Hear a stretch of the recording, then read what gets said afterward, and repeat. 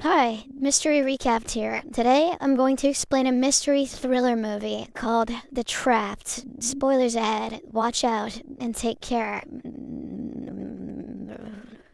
The movie opens in urban China as a woman walks towards her office. She is happily chatting on her phone, unaware of her surroundings. This is when two masked men appear out of nowhere and force her inside their car. They then take her to an unknown site which seems to be some sort of a medical facility. The scene abruptly changes to a news station where a late-night interview is being conducted. Tonight's guest is Ren Ji-hao, a popular presenter who runs a super hit show, 24 Hour. It revolves around mysterious criminal cases where the presenter Ren goes through the evidence and tries to uncover the real culprit. During the interview, Ren is asked if he has ever been intimidated not to go after the truth. He reveals that he has been threatened several times before, but promises to keep fighting for justice and truth. Weeks pass by and Ren continues to get high praise for his show, 24 Hour. But as the show gets bigger with each passing episode, he begins to have creative differences with the sponsors. In the end, he quits the job and decides to head a new project called Scream alongside his assistant, Ji Zhao. In the next scene, the woman who was kidnapped in broad daylight wakes up in a creepy establishment by the ocean side. She finds herself in an industrial kind of room, while her left leg is chained to a bed. After desperately trying for a few minutes, the hook attaching the chain comes off, freeing her leg. She then grabs an axe from nearby and whacks the door as hard as possible. This breaks the door, but as soon as she runs outside, she finds a dirty passageway with a locked metallic door at the end. In the meantime, Ren and his crew are in an abandoned building trying to shoot a murder mystery episode. Suddenly, he hears his secretary Ji Zhao scream, so he rushes to her. Upon arrival, Ren is shocked to find a man crouching in pain. His clothes are spotted with dried blood, and his face is completely covered with bandages. This worries the team, so they immediately rush the man to the nearest hospital. Soon afterwards, the local police arrive at the hospital to handle the case. While they record Ji Zhao's statements, Ren tries to converse with the man in the emergency room. The man has suffered severe burns, and the reporter asks why he didn't seek medical help. As a producer with connections to several media houses, Ren promises that he means no harm and only wants to hear the true story. He also spots a tattoo of an angel's wing on his forearm and asks about it. However, the strange man doesn't speak a single word. Disappointed, Ren leaves him alone and comes outside where an officer is taking Ji Zhao's signatures. It turns out the officer is Ren's old friend from college, Aman. That night, Ren and his assistant are setting up their new office when suddenly they discover a package addressed to him in the prop box. Inside is a burnt diary, which the duo sits down to read. They soon discover that it is a journal of a person who seems to be trapped in some sort of prison, unbeknownst to them. The diary came from the medical institution that the kidnapped woman is kept in. Ren sees the name Wu Ruojin scribbled on the bottom of one of the pages. He also finds a sketch of an angel's wing, which is similar to the injured man's tattoo. Alarmed, Ren immediately rushes to the hospital, only to learn that the patient mysteriously vanished a few hours ago. The following day, he meets his friend Aman and inquires who this Wu Ruojin is. The cop reveals that Wu is a young girl who had come to the police and filed a complaint that she was abducted and forcefully kept in a mental institution named Riverside Private Rehabilitation Center. She was able to escape after the place caught fire and killed everyone in it except her. Aman adds that Wu is currently undergoing a supervised medical evaluation in a nursing home. A few days later, Ren and his assistant go to the nursing home where they meet Wu. She is still traumatized by her past experiences, and Ren doesn't want to force a conversation either. Thus, he leaves his business card and asks her to set up a meeting whenever she feels comfortable to do so. In the meantime, Ren begins researching about Wu Ruojing and her family life. I don't know why I'm rolling my R for that name. He finds out that she is the daughter of business tycoon Li Xin and her first husband. After her divorce, Li Xin married a man named Ma Li, who was then appointed as the director of the Xin Industries. On the other hand, Wu studied arts in America for 3 years, away from her family. She returned back to China when her mother's health suddenly declined. But shortly after Wu had returned, a series of strange events took place. First, her mother passed away, and then Ma Li was found dead in his home. On the day of his death, a gravely injured Wu showed up at the police station with a complaint. She alleged that she was abducted and forcibly kept in the Riverside Rehabilitation Center. It was only after the place burned down that she was able to escape it. The police arrested Wu on suspicion of her stepdad's murder, but with the lack of credible evidence, she was placed in a nursing home. A few days pass, and Ren once again arranges a meeting with Wu. This time, in an interrogation room, he brings out the diary and asks whether she killed her father. Wu instantly says no, but Ren believes that she's hiding something. Therefore, he promises to take her story to the general people and gives her a chance chance to improve her public image. Upon hearing this, she finally decides to speak up. The story then shifts to the very first scene, and it is revealed that the woman who was kidnapped by the masked men was none other than Wu Ruojing. They take her to the Riverside Private Rehab Center, which looks neglected from the outside. Once they gag and tie her to a wheelchair, she is escorted to the center's director, Victor, a psychotic doctor who enjoys torturing his patients. He creepily tells Wu that they will now take care of her. All she has to do is consume her medications so that she can be discharged as soon as possible. All she has to do is chug back some of today's sponsor, G Fuel. Later, a male nurse named Lan, who has the tattoo of an angel's wing on his forearm, comes to her cell with daily medications. He asks her to take her tablets, but when she refuses to do so, he begins to write it down on her medical report. Suddenly, Wu grabs his arm and begs him to call someone from her home. She swears that she is not insane, and someone will surely come to pick her up. Wu then snatches his pen and writes a number on his report, but he quickly takes it back. Len tells her that no patient is allowed to keep sharp objects so as to stop them from hurting themselves and others. It is then revealed that the Riverside Rehabilitation Center is not a mental institution at all. It is an underground jail where rich people pay to abduct and eliminate their enemies under the disguise of mental illness. The center's director, Victor, tortures his patients and sells their organs in the black market. One day, a patient named Lulu reveals to Wu that she was sent here by her husband just because she couldn't bear a child. She claims that there is only one crazy, perverted person who can help her get out of this prison. But when Wu asks who that is, Lulu starts talking about having ice cream with earthworms. Timon and Pumbaa would be proud. Back in the present day, Ren ends his first interview session with Wu so that he can cross-check the events she mentioned. That night, he and his assistant find out that Victor, the director of the Riverside Rehab Center, was a business partner of Wu's stepfather, Ma Li. The reporter comes to the conclusion that Ma Li must have sent his daughter to the center for some reason. The next day, he has another interview session with Wu in the same interrogation room. The scene then shifts to the flashback, where Wu is idly sitting in her rehabilitation center's cell, leaning against a wall with a small hole in it. It is 11 p.m. when she hears Lulu coming out of her cell, which is apparently a part of her daily routine. Suddenly, a hand appears out of the hole and tries to grab Wu, but she manages to crawl away. A dirty, crazy-looking man then peeks through it, and Wu realizes this is the person Lulu was talking about. Although frightened, she goes near the hole and taps it as loudly as possible. She then asks the man to help her escape from this prison. To her utter disgust, he asks her to meet him in the bathroom the next day. The following day, Wu sneaks away from the routine checkup line while the guards are distracted. She goes to the bathroom where the man seems to have been waiting for her. Wu immediately inquires how to escape this hellhole, to which he responds that there is a large pipe in the director's office that leads out of the establishment. There are 2 doors that she will have to pass through to get to the pipes. The man also tells her the password to the first gate that leads to the director's office, but before she can ask the password to the second one, he begins sniffing her in a perverted way.